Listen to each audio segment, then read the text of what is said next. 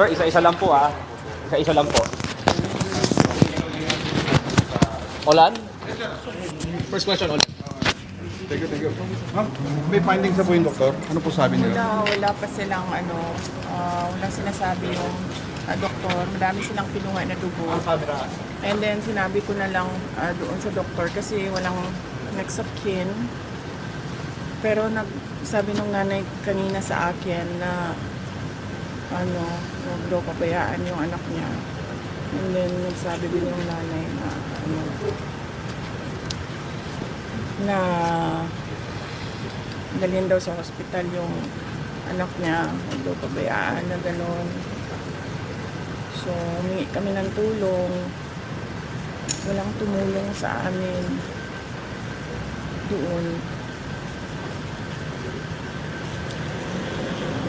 Kasi hindi namin alam kung anong gagawin namin kasi hindi naman kami meron akong background sa healthcare pero at that point hindi ko na alam kung ano yung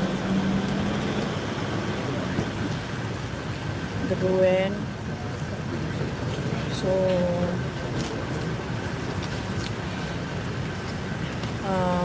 sabi namin suka siya ng suka tapos nag-collapse tapos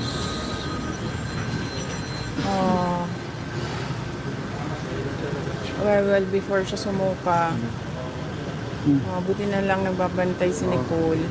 Kinuha niya yung ballpen tapos ginanyan niya yung kamay niya. Sabi niya ayoko na ito, ayoko na talaga. Tapos buti na lang nandun si Nicole, kinuha yung ballpen. Sumuka siya na sumuka. Maalala ko lang yung suka and then hindi man ako nakatingin kasi nasa cellphone ako. Nagtatanong ako, nag-iisip ako kung sino tatawagan ko para tumulong sa kanya kasi ang galit naman nila nasa akin lang, diba? Wala naman siguro silang galit kay Yusek Lopez. So, iisip ako sinong tutulungan at makakatulong. Tapos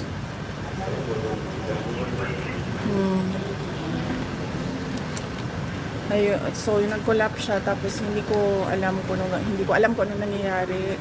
So tinatawag ko siya, hindi siya sumasagot. Tapos may doktor na dumating, parang doktor niya ata yan or referral ng doktor niya, hindi ko alam.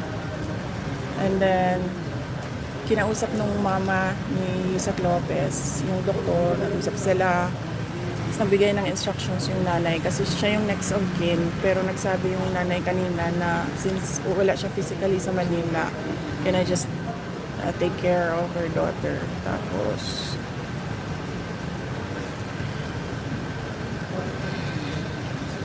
Ano po sabi ng police? Nakausap niyo po yung PNP regarding po dito sa incident? Wala pa. But we really plan to file cases. Walang tumulong sa amin kanina doon. We did not know if it was a heart attack. Hindi namin alam kung anong nangyayari sa kanya. And then, humingi kami ng tulong. Sabi ko, kahit sino na, doktor nyo, doktor namin, doktor na kung sino nandyan, ibigay nyo na sa amin. Wala talaga. Ma'am, sa St. Luke's po ba dapat dadali lang? Yun ang sabi ng next of kin. So, At yun ang sabi din ng lawyer. Masusunod yung next of kin. Matutuloy po ba yung pagpalipat sa correctional facility? Pagkatapos? Hindi ko alam. Hindi ko na iniisip yan. Alam mo yung iniisip ko lang na baka mamatay siya and then kasalanan ko pa, namatay yung kasama ko sa Office of the Vice President kasi hinahabol ako ng hinahabol. So, hindi ko na maisip yung correction na. Sir Byron, you have question? Ma'am, sa tingin niyo kanino po nagagaling yung command na hindi kayo paalisin, hindi papasukin yung ambulansya? Of course, sino bang nag-aangkin ng House of Representatives? Di ba si Martin Romualdez lang naman? Anong sabi ni Joel Chua? Ni Congressman Joel Chua kay Congressman Pulong Duterte, sundalo lang ako. Ano sabi ni Congressman Pulong Duterte sa kanya? Sundalo lang din ako. Pero pag isang sundalo nag-abuso, lalaban yung isang sundalo. And you can ask Congressman Pulong Duterte.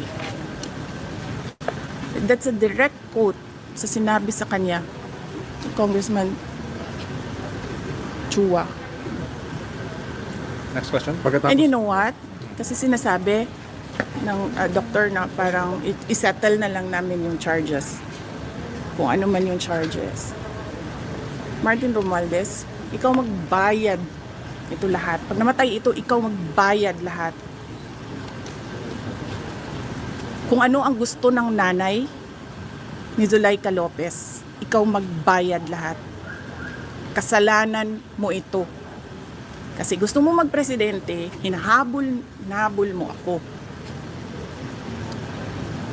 Tigilan mo na yung ambisyon mo. Wala nga boboto sa'yo. Wala. ano na po mangyayari pagkatapos po nito? Anong plano nyo at anong hakbang ang gagawin nyo pagkatapos po? Nandun yung dalawang lawyers. So, ano na ako, sabi ko, can I just think as a friend right now? Ayoko na mag-isip as a lawyer. So, sinabihan ko silang dalawa doon, kayo na mag-isip as a lawyer. So, initially, ang narinig ko, there's a case of robbery. Ninakaw yung dalawang cellphone. Cellphone ni Yusek Lopez and cellphone ni Nicole. Ninakaw nila. Ayaw pa nila ibalik. Sabi ko, kakasuhan ko kayo ng robbery. Kakasuhan ko kayo ng pagnanakaw. Doon pa nila binalik. Nung sinabi ko sa kanila, nagnanakaw kayo ng cellphone. Hindi namin alam kung anong ginawa nila sa cellphone, di ba? Kung saan nila sinaksak yun, kinuha kung ano yung mga information doon sa cellphone. Hindi ba paglabag yan sa karapatan ng isang tao to privacy ng cellphone nila? Humingi kami ng tulong kasi hindi namin alam kung anong gagawin doon sa loob.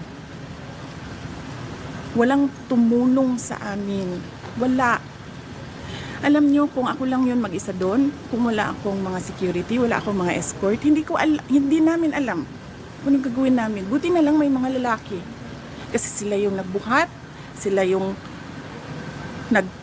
nag-arrange kung paano makalabas. Wala talaga, nakatayo lang sila lahat doon. Meron pang mga naka-uniform na hindi ko alam kung anong uniform yun ng military ba or police na tinatanong ko, sir, may sasakyan ba kayo? Sasakyan nyo na lang gamitin namin.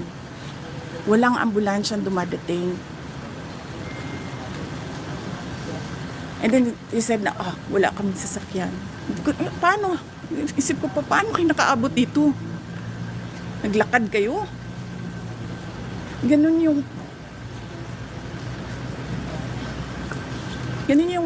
walang pakialam sa buhay ng tao. Hindi na nahiya sa nanay.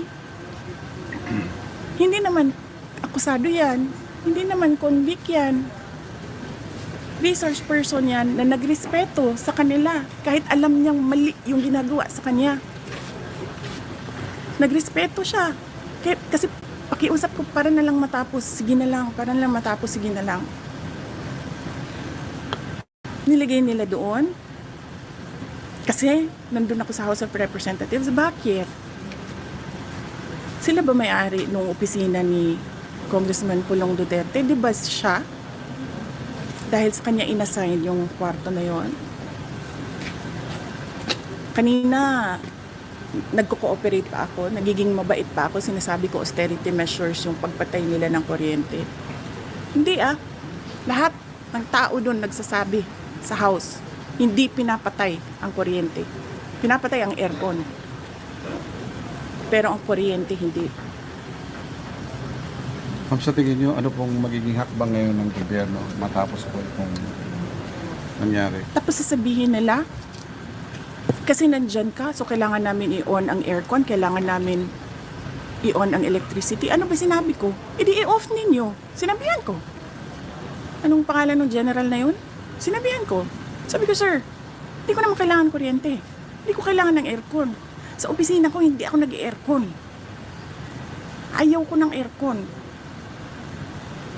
And it turns out, nalaman ko, sira pala din talaga yung aircon sa opisina ni Kong Kulon. So wala talagang aircon dun. Last two questions. Ma'am, magiging action ng gobyerno, sa tingin nyo, ano magiging hakbang ng gobyerno? Ay, wala. Wala na ako inasahan sa gobyerno na nakita mo, sir. Nakita mo kanina. Humingi kami ng tulong. Walang tumutulong. Wala kayong maasahan sa gobyerno na ito. Wala kayong maasahan sa gobyerno na ito. Saan kayo nakahanap mag-promise ng 20 pesos rice? Na alam niyang hindi pwede. Huwag kayo umasa na magbabago ang buhay nyo, gaganda ang Pilipinas dahil sa gobyerno na ito. Ma'am, kanina matagal po na hindi kayo pinalabas, di ba? Ano ang nagkumbinsi sa kanila na payagan na po kayong madala dito? Di, nagsabi na ako kasi wala nga ambulance. Nag-request kami ng ambulance. Si doktora nag-request na ng ambulance. Nag-request kami ng nag-request. Nandun na yung ambulance. I don't know gano'ng katagal. How many hours yung ambulance doon? 3 na. 3 hours ang ambulance nasa gate. Wala pa naman nangyayari kanina eh. Walang nangyayari. Ang ginagawa lang niya, umiiyak siya, yes. Pero sinasabi lang namin na she feels she's not safe. She fears for her life. Hindi siya makaisip ng maayos. Tapos yun na nga, may nangyari na. Hindi pa sila nakikinig sa tao.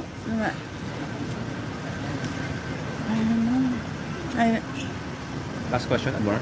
Ma'am, kanina ma'am, sabi niyo po, between 6 to 12, nakagawa sila ng utos. Kukwestiyonin niyo po ba yun? Ay, naku. Sa tingin mo ba, pag kinasyon namin yun, may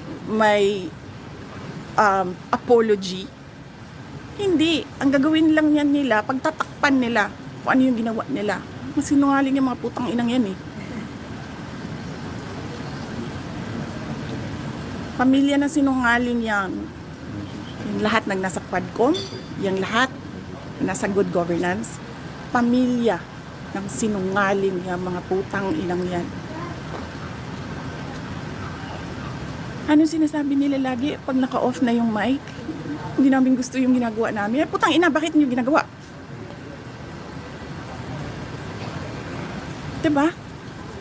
Magsasorry, uy, pasensya na. Kasi sabi kay Inday, it's nothing personal. Nothing personal, sinira niyo yung pangalan ko. Okay lang yan. Papatayin niyo yung kasama ko sa OVP. Putang ina, hindi na kami mag-cooperate dyan. Hindi kami magpapakulong sa inyo. Humingi kami ng tulong kanina, walang tumulong sa amin. Nagsasabi na yung abogado kanina, bordering on homicide. Attempted homicide. Nagsasabi ako sa mga taong nakatayo doon. Sabi ko, ano ba inaantay natin? Antayin ba natin ito na mamatay bago tayo pumunta sa hospital? Kasi pag namatay, sabi ko, hindi ito sa hospital pupunta. Punerarya, Porlon. Ang kinahanglan na din Anong tanong? Message na lang po, ma'am. O meron kayong message sa taong bayan. Or hopeless. Hopeless. Sabi ko, we are on the road to hell. This country will go nowhere. I'm telling you. Telling you. Walang papupuntahan itong bayan na ito. Wala silang ginagawa. Galing ako sa loob. Naging cabinet member ako. Wala silang ginagawa. Sa totoo lang. And personal knowledge ko yan. Kasi I was there. I sat there. I listened. Rinig ko. Lahat. Wala nang papupuntahan ito.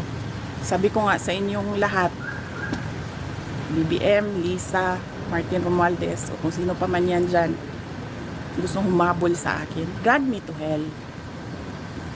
Go ahead. Tingnan nyo.